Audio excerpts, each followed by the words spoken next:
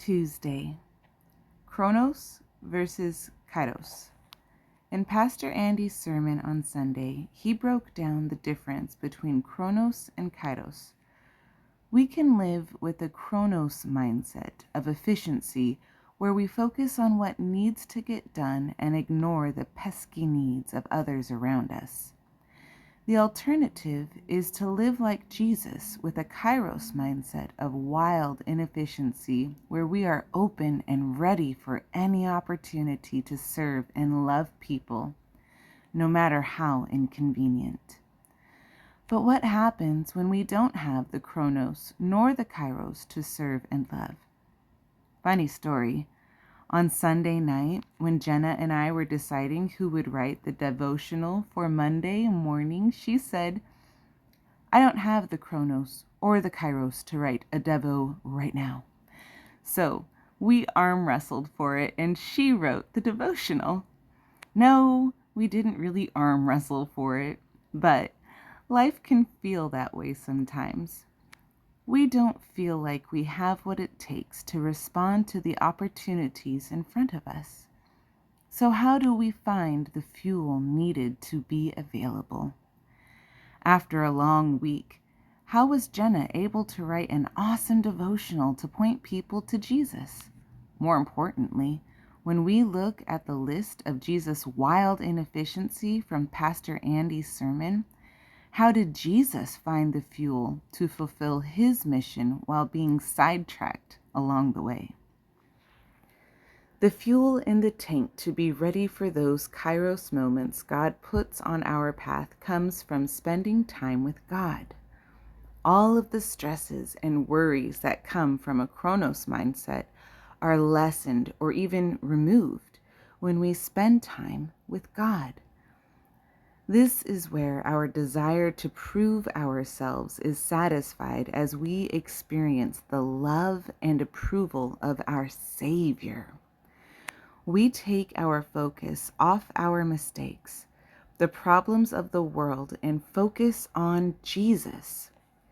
Regular time with Jesus is where we refuel our tanks to something ready for those Kairos moments and to shut down the urgent voice of Chronos.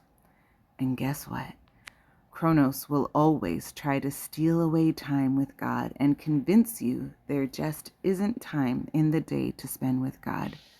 Don't listen to it. The good news is we're not alone in this. In the same way Jesus modeled wild inefficiency by living in the Kairos, he also modeled how to refuel. Yes, even Jesus needed time alone to refuel. Throughout the 4 Gospels in the Bible, we see Jesus going off to places of solitude to pray to his Father. If we're going to follow Jesus' example to serve and love with wild inefficiency, we would be crazy to think we can do it without following his example of spending time with the Father consistently. Some questions to think about. What is your response when stressed, frustrated, or disappointed in life? What keeps you back from spending time with God consistently? What needs to change in your life to create more time to spend with God? Here are the verses to meditate on throughout the day. Luke 5:15-16. Yet the news about him spread all the more, so that crowds of people came to hear him and to be healed of their sickness. But Jesus often withdrew to lonely places and prayed. Luke 6:12-13. One of those days, Jesus went out to a mountainside to pray and spent the night praying to God. When morning came, he called his disciples to him and chose 12 of them, whom he also designated apostles. Matthew 6:6.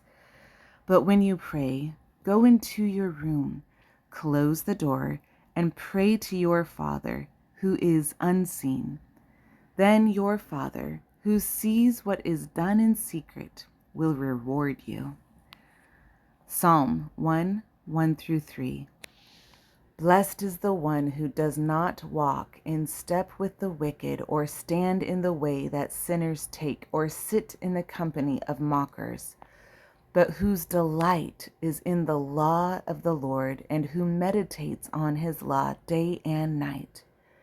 That person is like a tree planted by streams of water, which yields its fruit in season, and whose leaf does not wither. Whatever they do prospers. Share something below to encourage others and add to their day.